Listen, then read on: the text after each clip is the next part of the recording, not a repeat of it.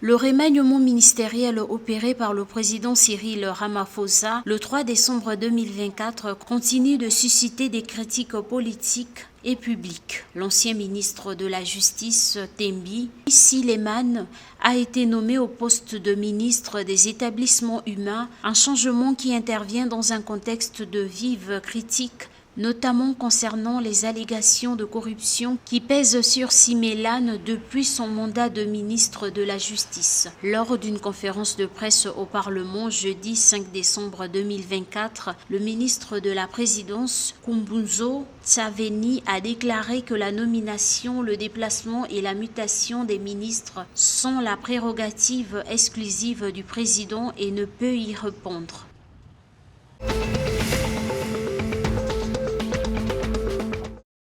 Renforcement des relations bilatérales entre la Namibie et les États-Unis.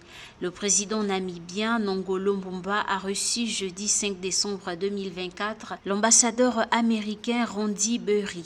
Au cours de cette rencontre, le chef de la diplomatie américaine a réaffirmé l'engagement indéfectible des États-Unis d'Amérique à soutenir la Namibie, caractérisé par un engagement commun à améliorer le bien-être du peuple namibien et à favoriser la croissance économique. Rappelons qu'en mars 2024, le gouvernement américain, par le biais du projet UNSAID Mobilizing Investment, a accordé une subvention de $1 million à Namibia Hydrogen Fund Manager Limited pour soutenir les objectifs de développement durable.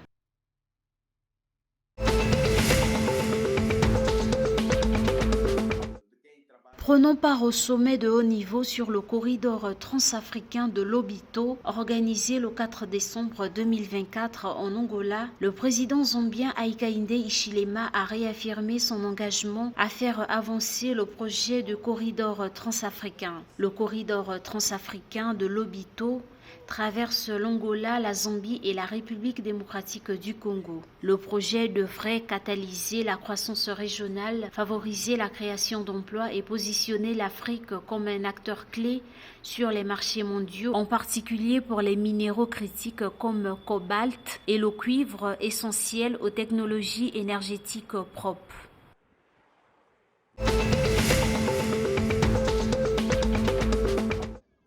Malgré les manifestations post-électorales dans les zones urbaines, le gouvernement du Mozambique a assuré jeudi 5 décembre 2024 que les frontières sont pleinement opérationnelles et les sites touristiques étaient sûrs. Le ministère du Tourisme et de la Culture a déclaré que les manifestations étaient localisées et que les destinations touristiques populaires, notamment les parcs, les réserves nationales, les plages et autres régions côtières restent sûres, inchangées et ouvertes aux activités normales.